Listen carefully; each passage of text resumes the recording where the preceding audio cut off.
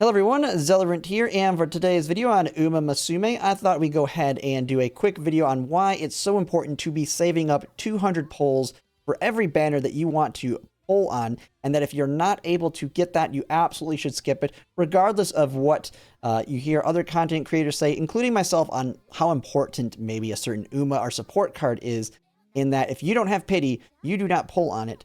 And one of the big things is I think a lot of people don't know, because I've seen enough comments on my videos, as well as in like Reddit and Discord, of people complaining that like Sayun Sky is so important for front runners, so I have to take that gamble. I only have 100 pulls, but if I can get her, absolutely great. And then they don't, and now they have nothing to show for it, and that pity is just going to get thrown away. And the thing I want to kind of talk about is there are going to be alternate ways in the future to get these Umas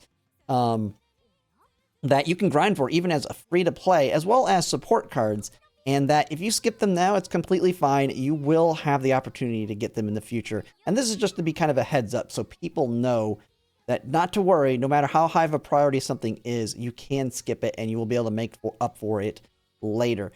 So the first thing I thought I'd mention, though, is we did get the update for the carrots and kind of the rewards, and it is actually quite significant. One of the things that I had originally thought it was going to be was that we were going to just get upgraded to the current Japanese version as like their quality of life increase, because theirs was up to, I think, like 50 a day on the dailies. But we actually got pretty much like a 50% increase in carrots, which was what a lot of people were saying must be done to actually meet the standards of what Japan got at the time. And that is pretty much what it's looking like they did. So anyone that hasn't really paid attention to it, that wants to kind of know, I believe we were originally getting 35 carrots daily. I was trying to find it in my thing here, but I think they've already fallen off, because I don't see the daily rewards for yesterday. But I do have today's. And so if I actually go into my requests here, you can see on the dailies, there's two quests you need to do for the carrots specifically themselves. The first one is completing a career playthrough. This one is now worth 30 carrots by itself. And then you just have the completing your daily missions, which is pretty much everything else, including that career. So run daily race, run 3 daily races, very easy to do. And bam, another 45. So it went up from that 30 to 75. Massive, massive increase. Actually, I think it was 35. So 35 to 75, so more than a 50% increase. So really big right there. And then the other big one is in the team trials here. We actually got the rewards for it today. So if you, whatever rank you are, you actually got increased rewards.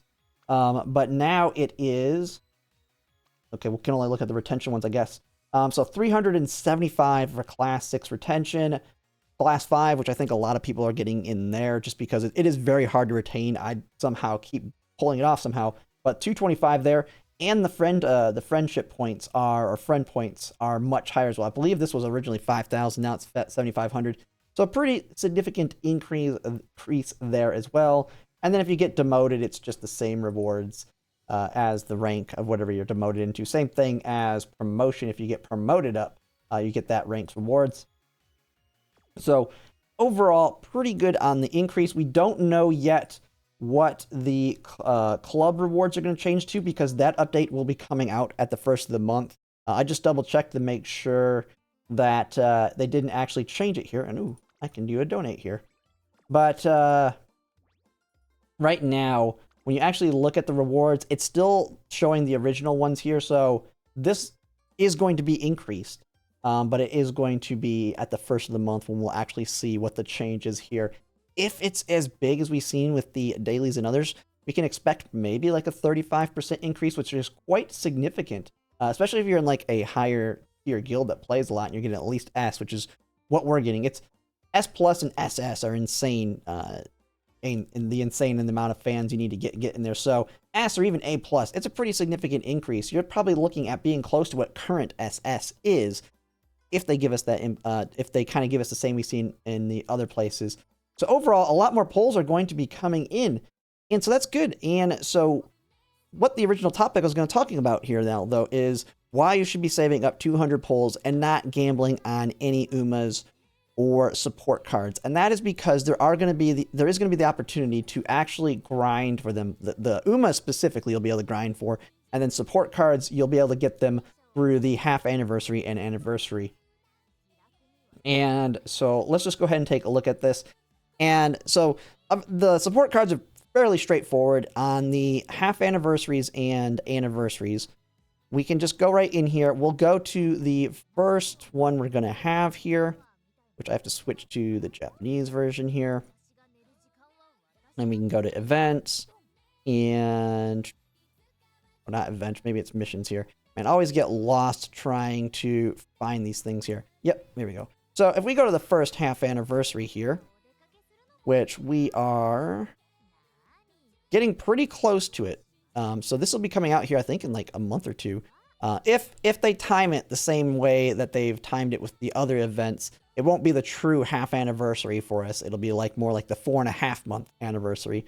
But the third tier, because they do 3 quests over the course of it, they do give a selector support card exchange ticket that you can get all support cards that have been previously released before it.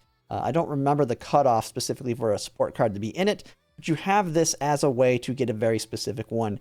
And so that is how you're going to be able to get your support cards, and then they will also be including that you'll be able to get through other like story quests and events another currency, which is let me see, the best way to look for it here is items, and I forget what it is called. Let me see if I can find it here. It's not Rainbow Cleat. Oh, here it is. Rainbow Limit Break crystal. So these crystals, which you can make after you get 20 of these fragments, which you'll get fragments through like the event stories, champions meetings, and other places. You'll acquire these slowly over time, and they allow you to add a limit break, or basically the equivalent of a dupe, to any support card. And so these are going to be very important. You just kind of want to save these up until maybe a brand new support card comes out. That's going to be like very meta, especially at MLB. You have a bunch of these. You only need to get 1 copy of it, and you can dump those into it. Now, they're going to come in very slowly, especially if you're completely free to play, but it is going to be a way to MLB cards. And personally, if I was free to play, I would just hold on to these and just play a little bit below meta. And then maybe when you have enough to like limit break a big meta one that pops up, maybe like the Maruzensky summer one or something, you can just MLB it right off the bat. But we'll be having those coming in the future to help out that. The other thing I wanted to talk about, though, that's kind of focused on support cards. I think most people know about that. But the Umas. And this is the one where I'm seeing most people say they pulled trying to gamble to get the banner unit, Seiyun Sky being the big one, because they think they have to get her right now because of frontrunners.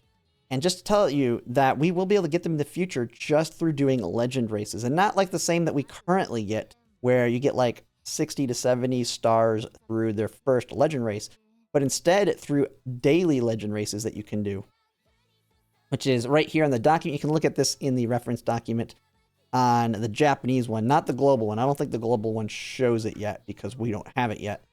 But basically daily, you can pick a specific Umas to target, and basically you can do them once per day, and it gives you 1 star per day. Now, if you take that into consideration with the fact that we'll have the normal legend races with pretty much all the Umas at some point, like we're having now, where we've had some of the 3 stars do legend races, and you probably already have 60 to 70 stars for them, you just do this, and all you have to get to is 150 to actually create them with the stars. If you have the equivalent stars, you can create them. You don't have to actively pull for them. And so if you already have 70, that's basically like 2-ish months, 2.5-ish months to go ahead and pull, or basically create them. So about every 2.5 months, you can selectively target specific ones. And it already talks about some of the big ones that you can pick up. Seiyun Sky, if you don't have her, she'll be like one of the first ones you want to pull for. We don't have Majiro Dober yet, but she'll be a good one to pick up if you can't pull on her banner, which I think most people are going to want to skip her because I believe she's like in the middle of a bunch of other strong stuff. You got Taiki Shuttle, Maruzensky, although those are ones that if you're playing a lot, you'll probably get at some point through one of the random ones that we get. Well, we do, I think, on occasion get still random debut SSR Uma tickets, which can still get you those. But if you don't get Taiki Shuttle or Muruzenski, you'll be able to pull them off as well, or any other Uma that has come out and had their Legend Race runs.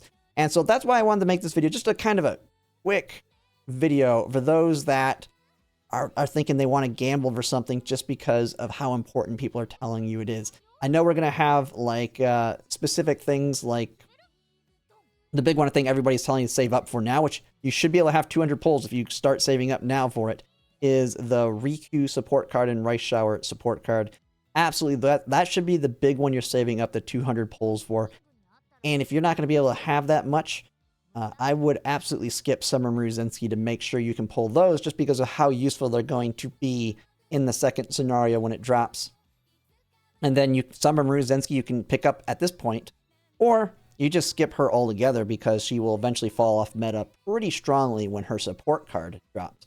So just a quick video, just a heads up for people who did not know that the daily Legend Races will be a way to pretty much acquire any Uma to your liking in the future. It'll just take a little bit of time to grind them out. But yeah, that's pretty much it. That's all I wanted to kind of bring up. But overall, everything is going pretty good. I think I've seen that most people seem to be pretty happy about the carrot increase.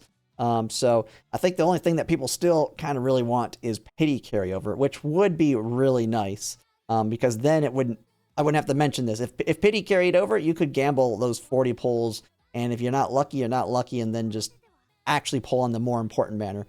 But it is what it is. They don't have it, so this is kind of what you have to do. But yeah, that's pretty much it. If you like my content, if you could like, comment, and subscribe, it really helps, and thanks for watching.